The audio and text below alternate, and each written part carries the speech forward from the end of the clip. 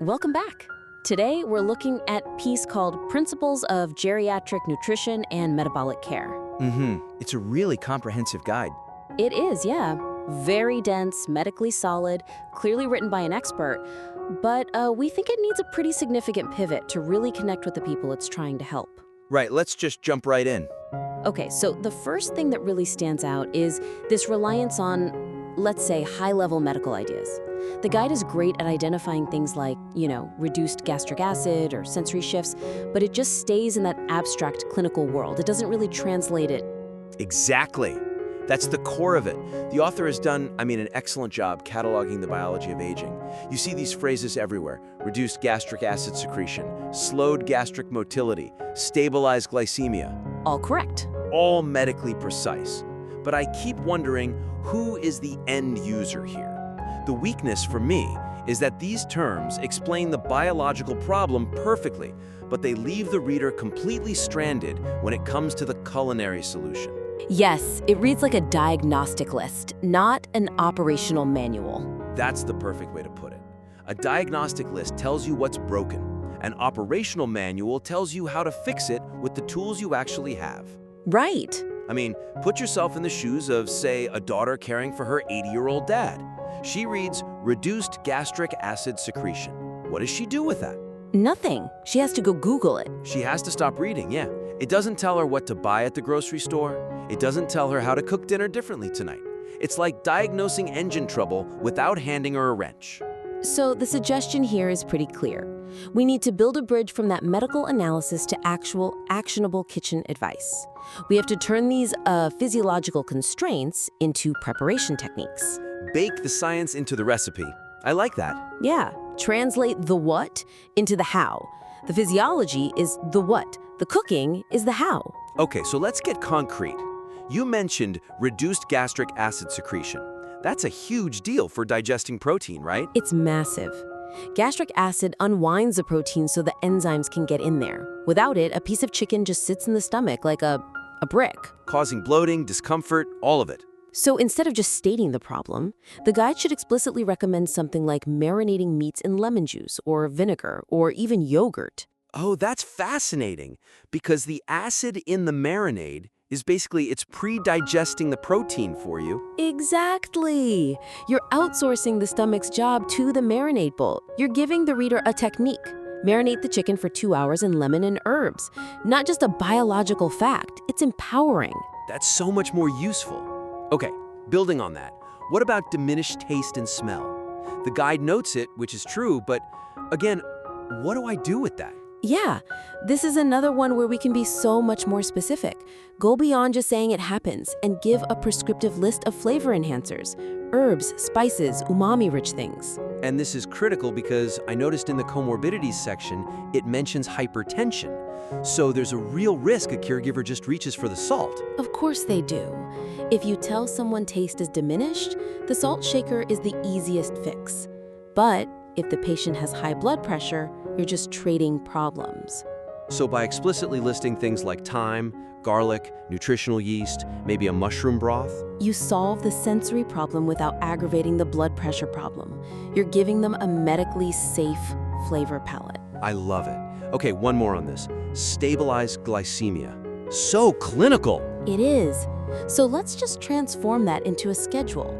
Don't just say stabilize it. Say something like pair complex carbs with a fat or protein every 3 to 4 hours. Which is just eat an apple with peanut butter at 3 p.m. One's an action, the other's an outcome. Exactly. Okay, so that's the first major shift. Let's move on to the section about monitoring and metrics, because this is where the tone really changes. Ooh, this part jumped out at me. I found the language here to be almost adversarial. Interesting. So the idea is to track health data to prevent decline. But the way it's framed with words like anthropometric surveillance and intake tracking, it creates this weird clinical distance. It's kind of alienating. It really is. The weakness here is the language itself. Surveillance, detect sarcopenia, monitoring. It sounds punitive, like you're managing a spreadsheet or, frankly, running a prison. Surveillance implies you're looking for a violation. It does feel very detached. It frames aging as a series of failures to be caught. Did you lose weight? Fail. Waist circumference too high? Fail. Exactly. And that clinical detachment, it can backfire. We know from behavioral psychology that nobody likes being policed. If a caregiver comes at their parent with a clipboard to conduct surveillance, that just creates stress. And stress raises cortisol, which actually breaks down muscle. So the act of surveillance could literally contribute to the problem you're trying to solve. That's a powerful point. So the suggestion is to reframe this entire section. We need to focus on vitality and function, not just risk detection. The why has to change. It has to be about empowerment. It's a subtle shift, but a huge one. How does that look on the page? Well, for a concrete example, you could start by renaming the header anthropometric surveillance to something like tracking vitality signals. Vitality signals. I love that. It's immediately proactive, not reactive. You're looking for signs of life, not signs of death. Precisely. And instead of just detecting sarcopenia, which is, muscle loss, frame it as checking fuel reserves to support independence. I see. So you're not measuring muscles to see if you're withering away. You're measuring them to make sure you have the strength to walk to the garden or play with your grandkids. Yes! It connects the metric to a life goal. It gives a positive why. Another one. Rephrase intake tracking to appetite journaling. Journaling. That sounds so much friendlier. Tracking is an audit. Journaling it's about curiosity. It is. Tracking polices what they should have eaten. Journaling looks for patterns in what they actually enjoy eating. It makes the older adult a partner in the process, not a suspect in a calorie crime. That's a massive psychological shift. It changes the dynamic from caregiver versus patient to partners in health. What about waist circumference? That's a touchy one. Yeah, so for that one, you link it explicitly to comfort and mobility. Instead of, we need to measure your waist for diabetes risk, it's, let's just check for any bloating that might make it harder to move around comfortably. That makes sense. It's about empowering them, not scrutinizing them. Correct. Okay, let's move on to the actual food recommendations. The guide makes a good case for ease of digestion, gentler preparations. Right, it mentions soups and soft foods a lot. And that's directionally correct, but it's missing some really important nuance about nutrient density and texture. Okay, so I think the weakness here is what I call the soup trap. Recommending soups for hydration and swallowing is standard, but it's risky. Soups can be, they can be low-calorie volume fillers. Can you expand on that? Sure. As we age, our stomachs don't stretch as well. It's called decreased gastric compliance, and that leads to early satiety. You feel full really, really quickly. Okay. So if you give an older person a big bowl of clear chicken broth, their stomach is full of liquid. They feel stuffed, but they've only consumed maybe 50 calories. And that could actually worsen the unintentional weight loss the document warns about. Exactly. You solve the hydration problem, but you create a calorie deficit problem. So we have to be really specific about what kind of soup. Which leads to the suggestion. We need to frame this section around high-efficiency nutrition. When appetite is low, every single bite or sip has to pull its weight. High-efficiency nutrition. I like that. It's like an engineering mindset for a menu. What does that actually look like? Well, for starters, you modify the soup recommendation to call for fortified bases. So not just broth. No, you're blending in beans or silken tofu or healthy fats like avocado or olive oil. The liquid itself has to be nutrient dense. A soup should be a meal, not a beverage. That is so vital. If they're only going to eat half a cup, that half cup needs to have 200 calories, not 20. And what about texture? The text mentions impaired chewing. The default is always mush. Pureed peas, pureed meat, it's just baby food. It's undignified. It is.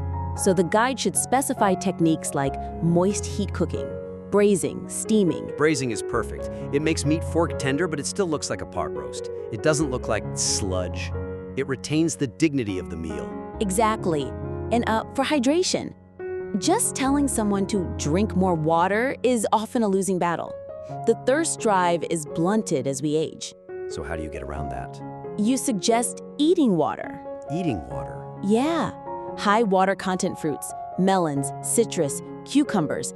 It's a much more enjoyable way to hydrate than forcing down another glass of tap water. That's a great workaround. It addresses the need without starting a battle of wills. Which brings us to our last point, the battle of wills. The section on meal planning and regularity. Right, it's very firm. Avoid skipping meals. Maintain meal regularity. It's written like a rule book. The problem is that it treats nutrition as a purely biological input-output system. It completely overlooks the behavioral and environmental factors that actually drive whether someone eats or not. That is such a sharp observation. I mean, the weakness is that the text demands regularity, but it fails to ask why older adults skip meals in the first place. Go on. Well, it's rarely because they forgot the rule. It's because of reduced appetite from isolation or depression or just fatigue. Cooking for one is demoralizing. The silence at the table, it can be deafening. The guy just assumes knowing the rules is enough. But it's not. Knowledge doesn't equal action, especially when emotions are involved. Not at all. There's a huge gap between knowing you should eat and actually eating. So our suggestion is to add a behavioral architecture lens to this section. You have to design the lifestyle, not just the menu. You have to build an environment where eating happens naturally. Behavioral architecture. I like it. How do we build that? Well, first, connect meal regularity to ritual. What's the difference between a ritual and a schedule? A schedule is eat at 6 p.m. A ritual is tea and toast before the evening news. You link eating to an existing daily habit. The TV turning on becomes the trigger for appetite. You're anchoring the behavior. That's smart. It bypasses willpower. Exactly. Next, expand menu planning to include collaborative selection. Because if they help choose it, they're more likely to eat it. Yes, even a limited choice, salmon or chicken today. It gives them psychological buy-in. It gives them a sense of agency when they might feel like they're losing control over everything else. That's fascinating. Food is one of the last domains of control for many people. Refusing to eat can be an act of rebellion. By giving them a choice, you give them control without the rebellion. Precisely. And finally, let's look at iterative evaluation. The text says if weight loss is detected, adjust the diet, add a supplement or something. Right. The instinct is to treat the biology. Add more calories. But what if the first step wasn't adjust calories, but assess the dining environment? What does that mean practically? Check the lighting. Is it too dark to see the food? Check the chair. Does their back hurt? Check the utensils. Are they too heavy for arthritic hands to grip? That is such a critical point. Someone might stop eating steak not because they aren't hungry, but because the knife is uncomfortable to hold. Exactly. And no amount of calorie counting will fix that. You might solve a malnutrition problem with a lighter fork or a brighter light bulb. That's a completely different level of care. It turns the document from a list of requirements into a strategy for living. That's the goal. Move from keeping them alive to helping them thrive. Yeah. Nutrition isn't just chemistry, it's psychology. It's mechanics, emotion, dignity, all of it. Well put. So, let's just wrap this up. We've covered a lot of ground. We sure have. To recap, 4 main action items. First, translate the clinical observation into culinary action. Don't just list the deficits, give us the kitchen hacks, the marinades, the spices. Make it a cookbook, not just a textbook. Yeah. Give them the wrench. Second, humanize the metrics. Move from punitive language like surveillance to supportive language like vitality tracking and appetite journaling. Treat the person, not just the patient. Build a partnership. Third, make sure those gentle foods like soups are actually nutrient-dense. Avoid the soup trap. High-efficiency nutrition. Make every calorie count. And finally, anchor meal regularity in ritual and environment, not just rules. Use habits, give choices, and check the physical setting before you assume it's a medical problem. Right. Behavioral architecture is the key. Design the life right and the nutrition will follow. This document has so much potential. The science is there. It just needs that human touch to make it truly useful for the people who need it most. We really encourage the listener to revise with these ideas in mind. Make it a handbook for thriving. I would love to see the next draft. This could be something that really empowers caregivers and improves lives. Absolutely. Please submit the revised version for a follow-up. We'd love to see how you turn this clinical theory into practical, compassionate care. Thanks for listening to The Critique.